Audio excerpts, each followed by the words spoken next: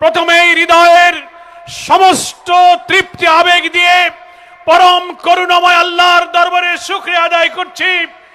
বৃষ্টি মুখর দিনে এমন এক উজ্জ্বল সূর্যের আলো দিয়ে এই জনসভাকে সুন্দর আবহাওয়ায় যে আল্লাহ তাআলা সফল করে দিয়েছেন তার দরবারে শুকর আদায় করি আলহামদুলিল্লাহ।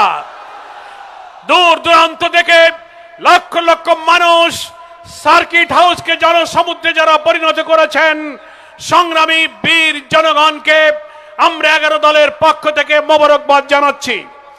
কষ্ট করে যেসব জাতীয় নেতৃবৃন্দ এসেছেন খুলনা বিভাগের পক্ষ থেকে তাদেরকেও আমি আন্তরিকভাবে শুকরিয়া এবং শুভেচ্ছা জ্ঞাপন করছি। সংগ্রামী বন্ধুগণ, আপনারা জানেন আজকের এই 11 দলীয় সমাবেশের প্রধান উদ্দেশ্য হচ্ছে 18 কোটি মানুষের রক্ত দিয়ে গড়া গণভোটের রায়কে বাস্তবায়ন করতে হবে।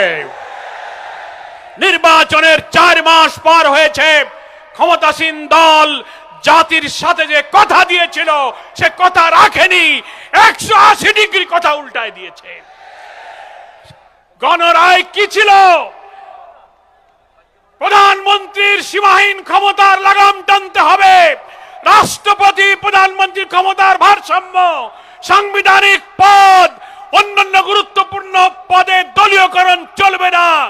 এই সব বিষয়ে উচ্চ কক্ষে পিআর পদ্ধতিতে আরো অনেক গুরুত্বপূর্ণ 86টি সংস্কার প্রস্তাবে আমরা একমত হয়েছিলাম, যার প্রায় 40টি ছিল সাংবিধানিক। গণভোটের 4টি প্রশ্নে 70% মানুষ হা ভোট দিয়ে বলেছে এই সংস্কারের সাথে আমরা একমত আছি। এমনকি দেশের বর্তমান প্রধানমন্ত্রী, আইনমন্ত্রীরা যারা এখন গণভোটকে সংবিধান বিরোধী বলেন, রাষ্ট্রপতির আদেশকে বেআইনি বলেন, তারাও তো হা ভোটে ভোট দিয়েছিলেন। তার অর্থ হলো আপনারা হা ভোটে জয়যুক্ত করার অর্থ হলো আপনারা 84 সংস্কারকে মেনে নিয়েছেন। অথচ সেই হা ভোট দিয়ে এখন আপনারা বলছেন এটা সংবিধানে নাই, এটা বেআইনি, এটা রাষ্ট্রপতির এখতিয়ার নাই। ফলে পরিষ্কারভাবে 11 দলীয় শীর্ষ নেতা বৈঠক করে সারা বাংলাদেশে আন্দোলনের কর্মসূচি দিয়ে 18 কোটি মানুষকে আমরা বুঝাতে চাই এই সরকার জনগণের সরকার নয়, এই সরকার কর্তৃত্ববাদী ফ্যাসিবাদের দিকে ধাবিত হয়েছে। এখান থেকে লাগাম টেনে আমাদের গণভোটের রায়কে কার্যকর করতে বাধ্য করতে হবে। 11 দলের প্রিয় নেতা, আমাদের প্রিয় নেতা জাতীয় সংসদে তিনি বলেছেন এই জুলাই সনদ বাস্তবায়ন না হওয়া পর্যন্ত সংসদে লড়াই চলবে, রাজপথেও লড়াই চলবে। তিনি প্রধান অতিথির বক্তব্যে জুলাই সনদ কি এবং এইটা বাস্তবায়নের জাতির কি দায়িত্ব তিনি আমাদেরকে আজকে ঐতিহাসিক সেই বক্তব্য প্রদান করবেন।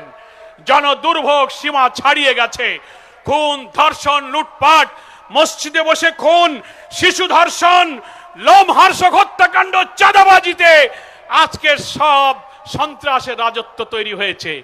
এমন একটি শান্তিপূর্ণ সমাবেশ, আমাদের বাগেরহাটের কিছু ভাইরা এই সমাবেশে আসতেছিলেন, আসার পথে বিএনপির সন্ত্রাসীরা তাদেরকে হামলা করেছে, অসংখ্য লোক আহত হয়েছে, 2 জন তারা আহত হয়ে এখন হাসপাতালে চিকিৎসাধীন আছে।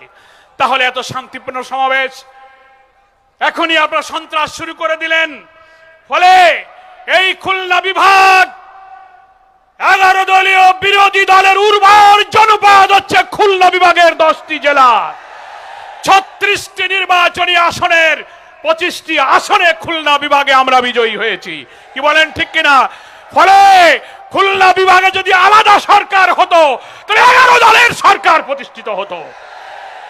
আপনারা এখানে চাঁদাবাজি করবেন, দলীয় করবেন, আর 11 দলের লোকদের অধিকার নির্বাচনী আসনগুলোতে বিভিন্ন ক্ষেত্রে বৈষম্য, বরাদ্দ, এমপিদের নামে মিথ্যা গুজব ছড়িয়ে আমাদেরকে ছোট করলে খুলনা বিভাগের মানুষ কিন্তু ছেড়ে কথা বলবে না।